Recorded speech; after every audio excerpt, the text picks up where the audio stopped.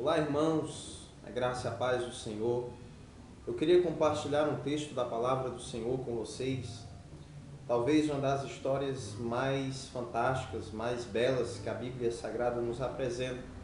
Mas eu queria ler apenas um versículo no Evangelho de Lucas, capítulo 15, versículo 24, que diz assim: Porque este meu filho estava morto e reviveu, tinha se perdido e foi achado, e começaram a alegrar-se.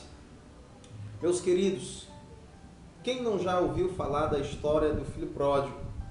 Uma história repleta de dramas, repleta de emoções fortes. E essa palavra, essa história do filho pródigo é uma palavra que ela foi falada há 2000 anos atrás, mas parece que ainda hoje ela é atual nas nossas vidas. Ainda hoje podemos ler a parábola do filho pródigo e sentir a emoção do pai ao ver que seu filho havia saído de casa, sentir a emoção do filho que quando chegou ao mundo percebeu que não era aquele sonho todo que ele imaginava, que ele esperava, que não era aquela alegria toda, sentir a raiva do seu irmão mais velho, do filho mais velho, que quando o filho novo decidiu voltar para casa arrependido, o filho mais velho encheu-se de ira, de raiva, porque não conseguia compreender a aceitação do pai em receber o filho mais novo que havia gastado tudo dissolutamente, inconsequentemente. E essa história, por incrível que pareça, termina com um final feliz, porque, para você entender melhor, a Bíblia nos apresenta, quando Jesus pregou e falou essa parábola do filho pródigo, eles estavam falando a duas classes de pessoas. Ele estava se referindo a dois grupos. O primeiro grupo era o grupo dos perdidos, dos pecadores, daqueles que por um motivo negligenciavam Deus, suas leis, seus cumprimentos. O outro grupo era o grupo dos religiosos, talvez dos autossuficientes, dos responsáveis pela doutrina espiritual daquela época. E Jesus estava contando essa parábola para atingir exatamente esses dois grupos de pessoas. Tanto aqueles que estavam perdidos, longe do Pai, de Deus, como também daqueles que se sentiam dentro da casa do Pai, mas não perto do coração do Pai. E quando Jesus conta a parábola do filho pródigo, não é à toa que ele apresenta três personagens. O pai, que representa Deus.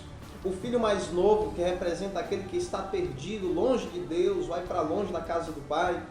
Mas ele também fala do filho mais velho. O filho mais velho, aquele que está dentro da casa do Pai, que merenda na mesma mesa com o Pai, que cumpre os mandamentos do Pai, mas que não consegue cativar o coração do Pai. Na realidade, ele não consegue amar o Pai e se sentir como filho. E Jesus conta essa parábola, à medida que ele vai contando essa história, as pessoas que estavam ali ouvindo começam a se identificar dentro daquela história. Mas para você entender, essa história nos fala sobre um filho mais novo, que um belo dia acorda, chega até o seu pai e diz assim: Pai, cansei dessa vida, não quero mais viver com o Senhor, não quero mais trabalhar para o Senhor, não quero mais ficar aqui. Eu quero que o Senhor me dê a herança que me pertence, eu vou sair e eu vou viver a minha vida. Entenda que o pai não tinha obrigação de dar ao filho a herança, porque por lei ele tinha que esperar um determinado tempo para poder, quando o filho chegasse ao auge da maturidade, repartir a herança. Mas o pai, por um motivo divino, concede o desejo do filho, dá parte da herança a ele. Aquela atitude, o filho estava dizendo ao pai que o pai havia morrido para ele. Então o filho mais novo sai de casa e diz a Bíblia que ele vai para uma terra distante, muito longe.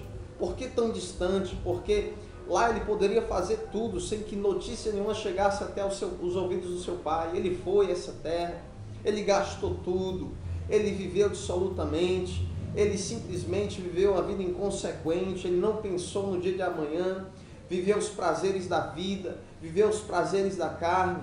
Aquele jovem passou a descobrir coisas que ele não havia descoberto, mas o que ele não sabia é que a consequência do resultado dessa vivência, desses prazeres, iria trazer uma espécie de um futuro afundado, iria trazer uma espécie de um futuro depressivo. E a Bíblia diz que um dia ele acorda, ele não tem mais nada, nem um centavo no bolso, ele olha para o lado, olha para o outro, não vê nenhum amigo. E ele cai em si e começa a passar fome. Chega até um dono de porcos e se apresenta para poder trabalhar ali, para comer a comida dos porcos. Diz a Bíblia que ele começou a viver essa vida, até que um dia ele caiu em si. Ele disse: poxa, lá na casa dos meus pais, os trabalhadores dos meus pais, os empregados dos meus pais comem melhor do que eu. Eu vou me levantar, eu vou voltar para casa, mas eu vou voltar, eu vou me jogar diante do Pai, vou lhe pedir perdão, dizer que eu pequei contra o céu, contra Ele, que eu não sou digno de ser chamado como um filho e que eu serei escravo do meu Pai. Eu não me importo nem de ser filho, contanto que eu esteja perto do Pai, eu vou ser um escravo, porque eu sei que mesmo sendo escravo do Pai, eu vou ter uma vida melhor do que a de agora. E a Bíblia diz que ele se levanta, toma coragem, caminha um longo caminho de volta até a casa do Pai. O que ele não sabia é que o Pai todas as manhãs se colocava na janela, se debruçava na janela com lágrimas nos olhos e dizia: hoje meu filho volta. E uma manhã, e duas manhãs, e tantas manhãs o Pai lá. E um dia, ao longe, o Pai olha no final da estrada e vê uma espécie de vulto. E vem se aproximando, e ao longe ele reconhece que aquele era o seu filho. O filho, vendo que seu pai estava esperando, fica paralisado, com medo, sem saber a recepção que iria ter ali. Mas a Bíblia diz que aquele pai corre. Ele corre, e era um senhor, era um velhinho, mas ele corre. E ele corre ao encontro do seu filho. E de repente aquele encontro, que poderia ser um encontro de diversas maneiras, um encontro, um encontro que poderia... O pai ali poderia expressar a raiva, o rancor que havia sentido da atitude do filho. Ao contrário disso, diz a Bíblia que o pai o abraça, que o pai beija o seu filho, que o pai diz assim: olha, meu filho, estou com saudade. Um dia eu sabia que você ia voltar.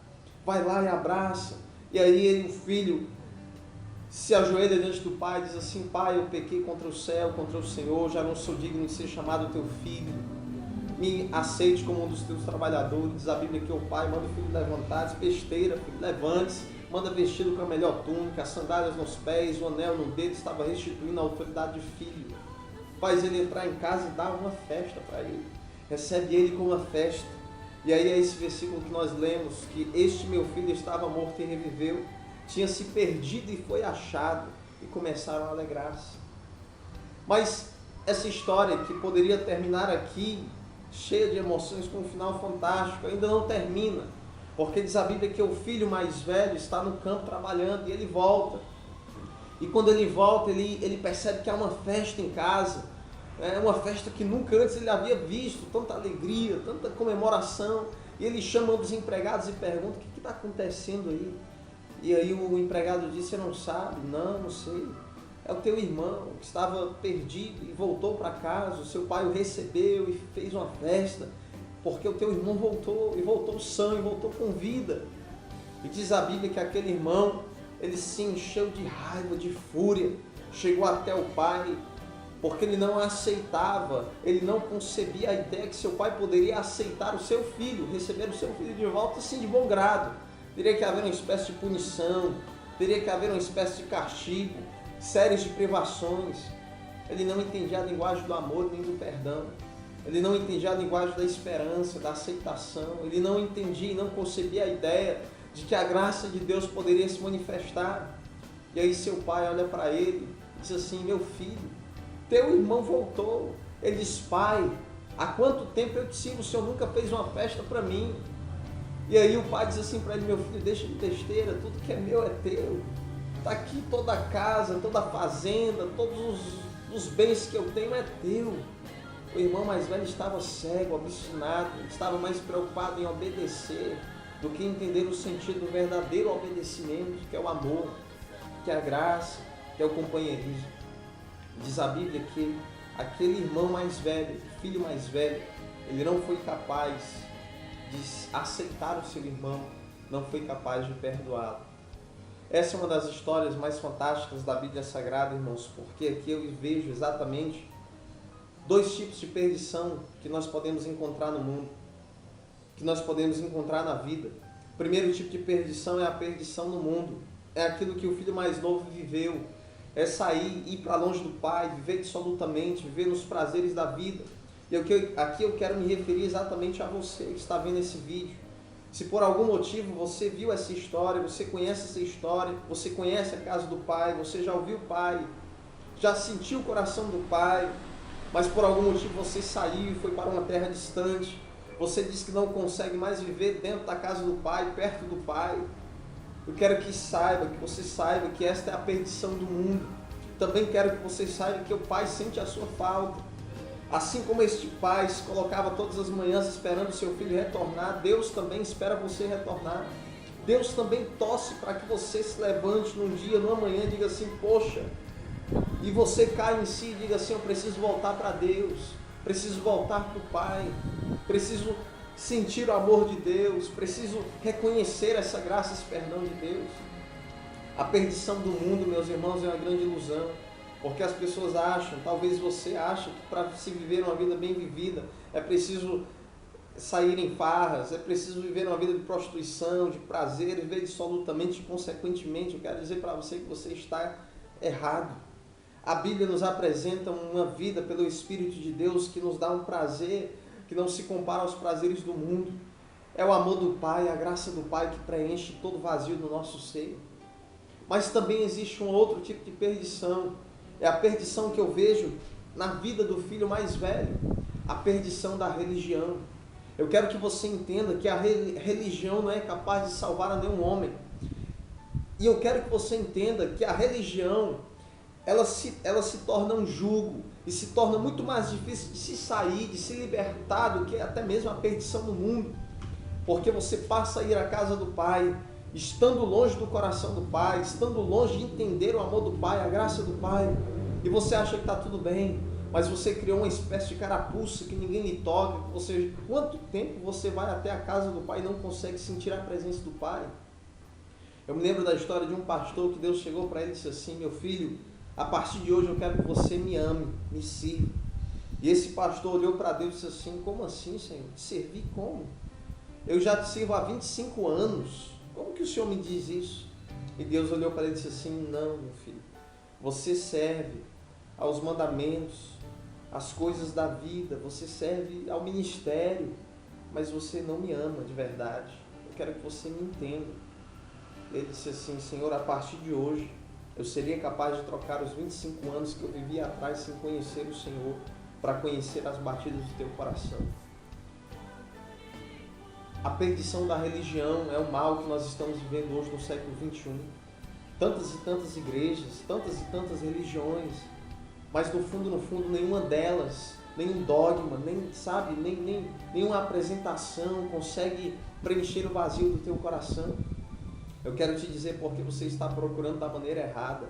Você tem que procurar a graça, o amor e o perdão do Pai.